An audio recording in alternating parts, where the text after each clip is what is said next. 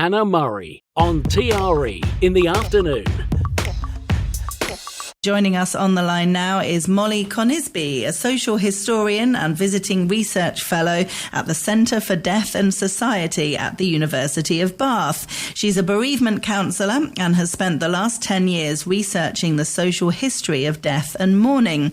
Her book, No Ordinary Deaths, A People's History of Mortality, paints a rich picture of the lives of our forebearers, skillfully bringing the lost art of death to life. Welcome to the show, Molly.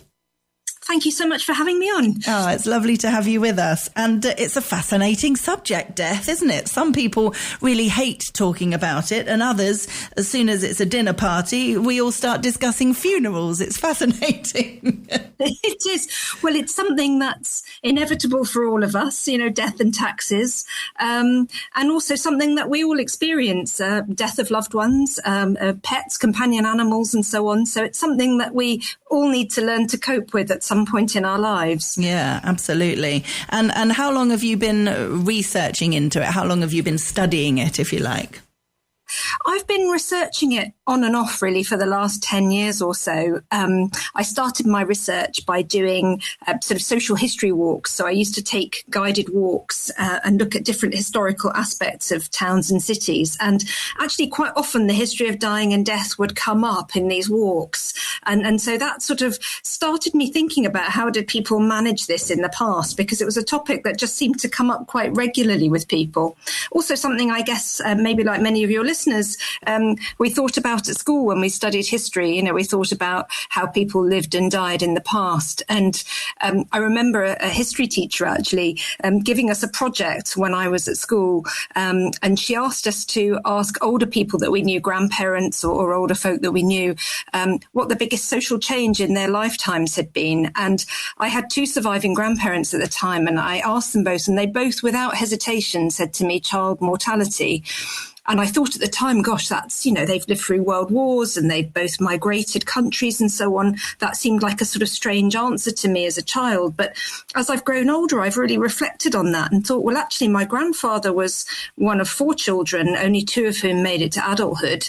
And my grandmother was one of 2 children, only one of whom made it to adulthood. And I think so within a couple of generations, you know, we've gone through experiencing this incredible level of mortality, child mortality particularly, to now, thank goodness, you know, mostly at least in kind of Western Europe and so on, experiencing relatively low levels of mortality. So that felt to me like a really big social change that kind of deserved exploring, really. Oh, definitely. Yeah, it's fascinating listening to people's answers, isn't it? And I agree with you. If I'd heard that, I thought, what a strange answer. But as you say, looking into their backgrounds and their upbringings, it makes total sense. And things like that, having to cope with the loss of brothers and sisters at a very young age, I'm sure will have impacted them throughout their whole lives. Absolutely. I think what it made me reflect on was how much, and this is probably true of many family trees. You look into your family tree and within a generation or two, you'll see these incredible levels of loss. And it made me think about how much grief and loss had shaped people's experience. And I don't mean that to sound like the book is gloom and doom at all, because it's also exploring how people coped with that, how they coped with it emotionally and spiritually, and how they supported one another. So in a way, it might sound a strange thing to say, although it's a book about dying and death. In a sense, I'm trying to explore that from quite a positive perspective, how it brought people together, how they understood mortality and their experiences, and how they shared and supported one another. Yeah. I also find it interesting going to funerals. I don't mean like it's a hobby or anything, but when you see how different people do it, you know, I've been to some funerals that have been incredibly religious and quite, dare I say, morbid and depressing and, yes, very, very kind of dark, I suppose. And been to other funerals that haven't been religious at all and have been very, joyful, I guess, you know, with people singing, and it lots of laughter as well, a bit of comedy, you know, some funny stories and things about the person who has passed on. And you know, people have said to me a few times over the years with various family members who have passed on, I hope you're not offended by this, but what a great day and what a lovely funeral, and that was brilliant. And you know, people felt uncomfortable saying something so positive because people are used to them being, well, really sad experiences, and they don't always have to be. Absolutely. And sometimes things can be two things at once, can't they? They can be sad because we miss the person that we love and that we're kind of burying that day or cremating or whatever the ritual is, but also happy because you're celebrating them and their experience of life and the wonderful impact that they had on you and the people that loved and cared about them. It's something that comes up in bereavement counselling sometimes, you know, that people that we've loved and lost are still part of the chapters of our book. You know, they carry on with us and they carry on the journey through our lives because we remember them and we remember the influence that they had on us. And I think you're quite right as well. You know, modern funerals, we're perhaps not always quite so tied to religious ritual as we might have been in the past. And so sort of anything goes now. And I've been to funerals where you're actively not allowed to wear somber colours. You know, you're encouraged to wear bright colours, to participate, to share a reading that you think might have been meaningful to the person who died, and so on. So, as you say, they can be quite sort of participatory and celebratory events. Yeah, I love that. No, at my mum's funeral, mum had said many years throughout her life, I don't want anyone wearing black at my funeral. So we absolutely put that down as a rule, as much colour as possible. And some people were like, really? Are you sure? Yes, please. Absolutely. Lots of colour. And that's lovely because presumably that reflected your mum. And that's really also lovely. I think that she was able to have that conversation with you before she died. And she was able to say, well, this is what I'd like. This is how I'd like to imagine you all reflecting on me and celebrating me. And I think that can be a kind of wonderful thing to do. I mean, part of the purpose of the book is looking at the way we might step into acceptance of the fact that, you know, we will all come to an end and we all have different thoughts about what might happen after that in terms of afterlife. But actually, I think it can be a real act of love, like your mum gave to you, to sort of also talk about what you might like, you know, so your friends and family aren't left wondering, well, should we do this? Would they have wanted that? But she actually felt able to express that to you is rather a beautiful thing. Yeah, it's nice that we can discuss things like that while we're all able to, you know, the idea of songs and music. And I feel like in my family, we talked about that for decades. Just the idea, well, this would be a good funeral song, you know, make it lighthearted. And I know people that are like, oh, I don't want to talk about that, and feel really uncomfortable discussing death and discussing funerals and things like that. But yeah, as you say, it is something that happens to us all. So you could say once you're dead, you have no control over your funeral. It doesn't really matter. People can do what they like. But if there are songs that you like, or colours that you want, or things, or poems that you like, or things that you'd like to happen, then why not mention it? Absolutely. And why not make that a kind of, a sort of shared and caring experience? I have a friend who's a funeral celebrant, and she actively encourages people to reflect on what they would like, and if they feel able to share it with the people that they care about, because actually nothing is harder for her than going into a situation where you have family and friends disagreeing and saying, oh, they would have wanted this or they would have wanted that. Actually, if you set out what you want, you kind of take that off the people who were left behind, because you have to remember this is their farewell to you as well. You know, this is actually, as you said, you're not there, so to speak. So this is about making people or giving people a space who are going to be left after you to kind of reflect in a sort of non-stressful way, to kind of think about all the things that they loved about you and enjoyed about you. Yeah. So I think it can be kind of quite, I know it sounds, it can sound this is a very difficult conversation for some people, and I want to acknowledge that. But I think I think it can be a really generous, caring thing to do, to think about what you would like after you are gone.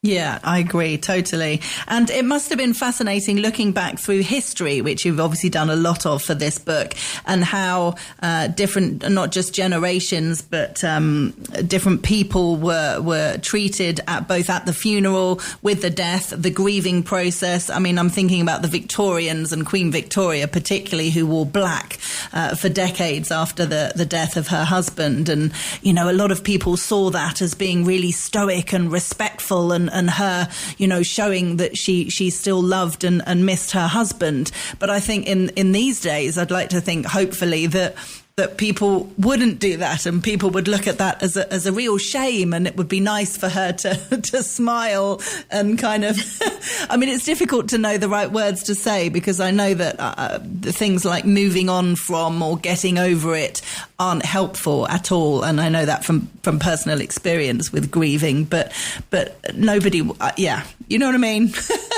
Absolutely. Well, no, I think you're making a really, really important point there, because I think grief is such a personal journey. And as you say, when we think about the sort of classic Victorian mourning, we think about Queen Victoria and her widow's weeds, you know, like Albert dies in 1861. So she spends the rest of her, you know, lengthy life in wearing black and the little widow's cap, the little white cap that she famously wore.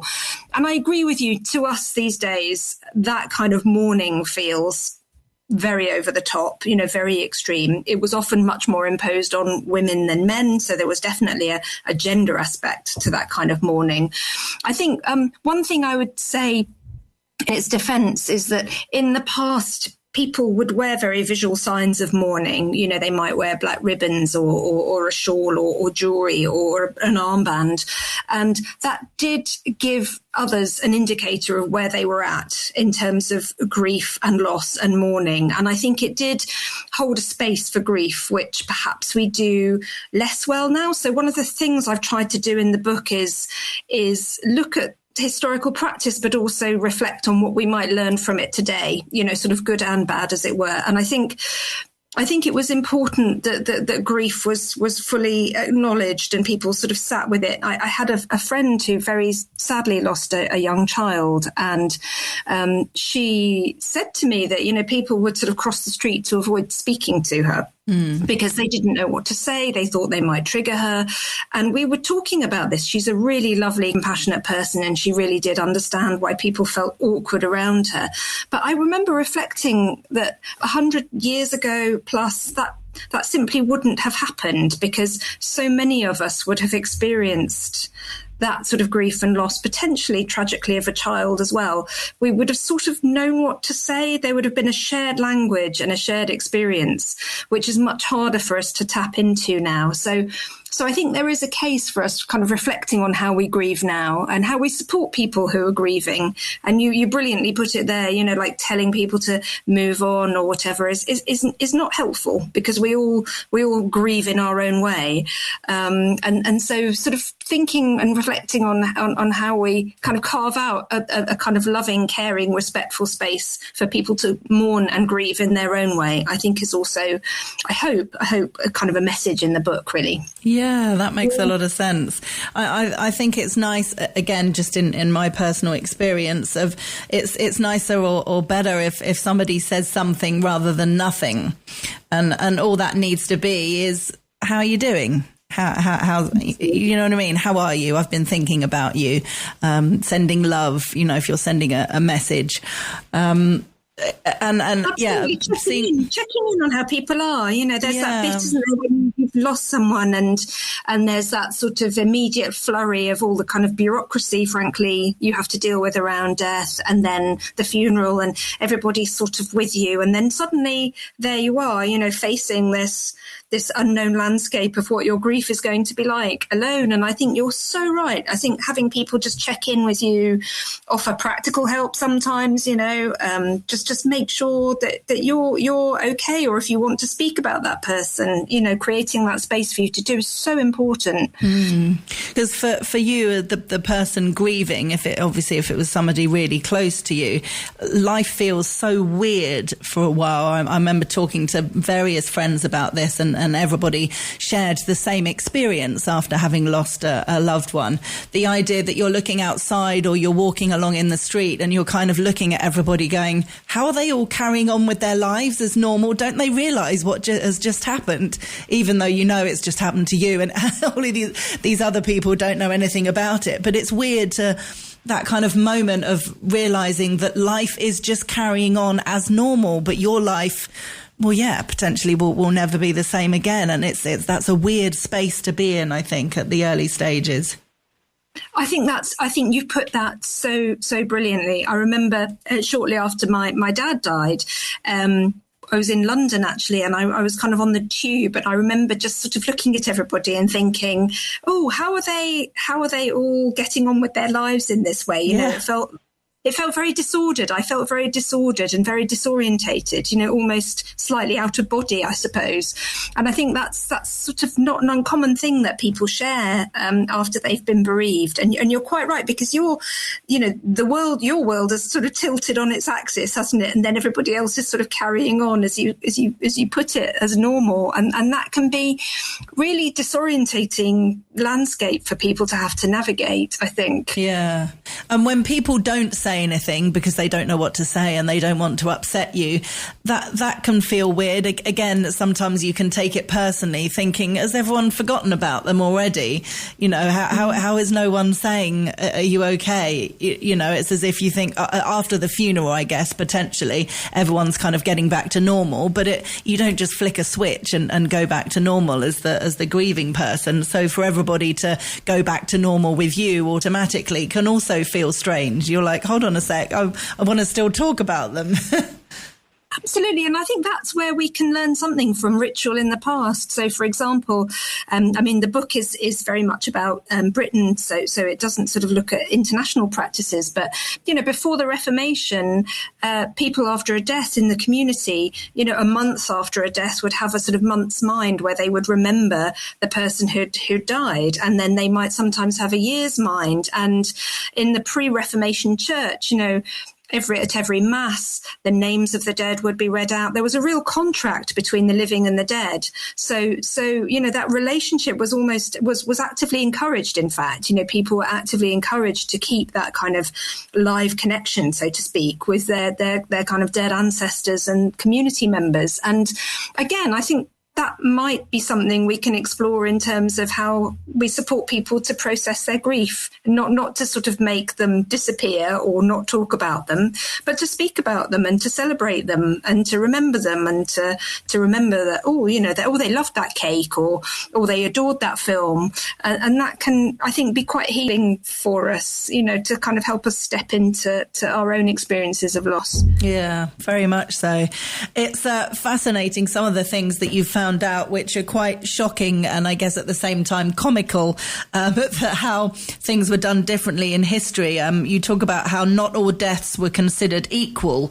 In the 19th century, a husband was to be mourned for 2 years, parents for 6 months, children over 10 for a year, and infants for 6 weeks. How shocking is that?